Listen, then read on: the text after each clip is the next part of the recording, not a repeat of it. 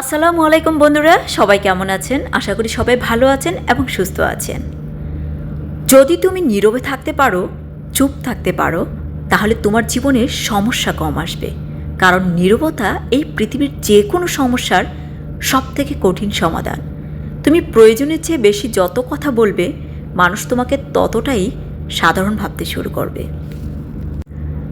একটা কথা সব সময় মনে রেখো, চিৎকার করে কখনো নিজেকে নির্দোষ প্রমাণ করা যায় না।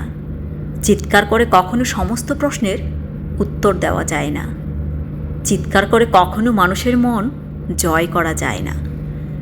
শোনো, তোমাকে বলি, যদি কম কথা বললে মানুষের গুরুত্ব বেড়ে যায়, যদি কম কথা বললে মানুষের ভ্যালু বেড়ে যায়, সম্মান বেড়ে যায়, তাহলে কম কথা বলো।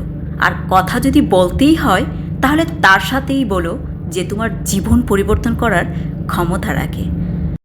তুমি কি চাও এই পৃথিবীর প্রত্যেকটা মানুষের প্রিয় হতে? তাহলে চুপ থাকতে শিখে নাও, কম কথা বলতে শিখে নাও। যারা একটু কম কথা বলে, মানুষ তাদের প্রায়োরিটি বেশি দেয়, মানুষ তাদের জন্য অন্যরকমভাবে দেখে। মানুষ তোমাকে ভালোবাসতে শুরু করে দিয়েছে যখন তুমি কম কথা বলবে। মানুষ তোমাকে কথার গুরুত্ব দিতে শুরু করেছে। যদি নিজের মর্যাদা বাড়াতে চাও, তোমার জীবনের সমস্যা কম থাকুক, জীবনটা জটিল না হয়ে যাক, সহজ হোক, তাহলে চুপ থাকতে শিখে নাও, কম কথা বলার অভ্যাস করো।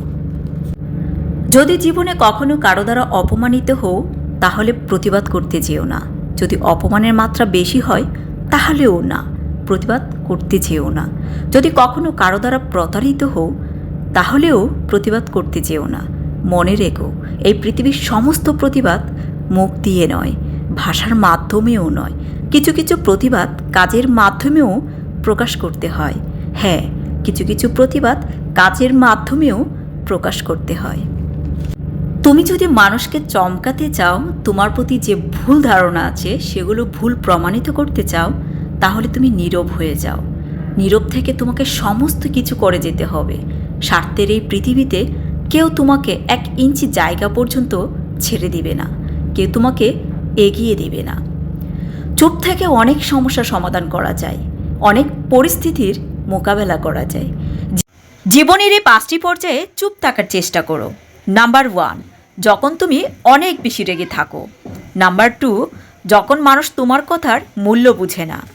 নাম্বার 3, যখন তুমি জীবনে বারবার ব্যর্থ হচ্ছে।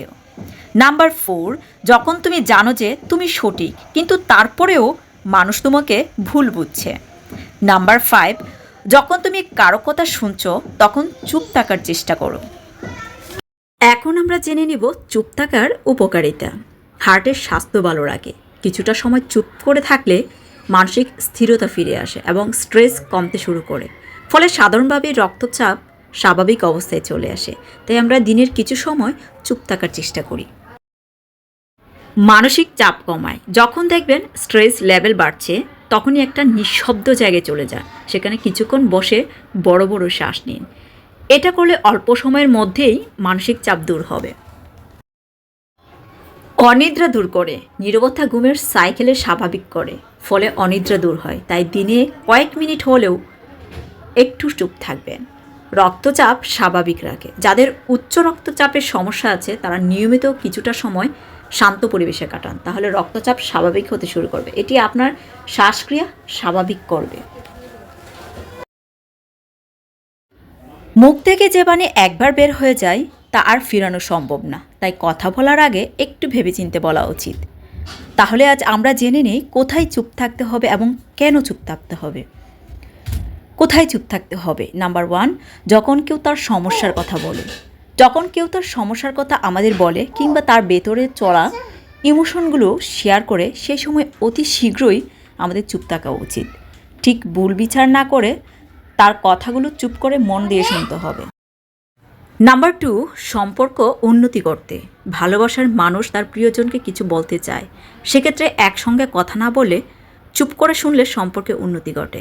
কেননা খোলাখুলি আলোচনা করতে গিয়ে ব্যবহৃত কোনো কথাই ধরে নতুন বিতর্কের সৃষ্টি। তাই ওই সময় চুপ থাকাই উচিত। চুপ থেকে মন দিয়ে কথা শুনতে হবে। নাম্বার 3, অপরিচিত স্থানে।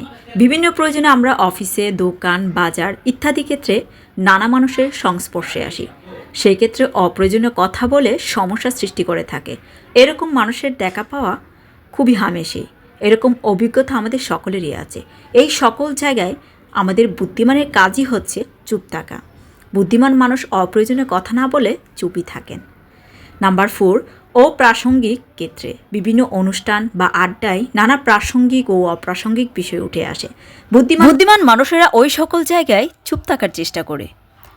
তো বন্ধুরা, আমার এই ভিডিওটি যদি আপনাদের ভালো লাগে তাহলে একটি লাইক, একটি কমেন্ট ও একটি শেয়ার দিয়ে যাবেন। অসংখ্য ধন্যবাদ এতক্ষণ ভিডিওটি দেখার জন্য।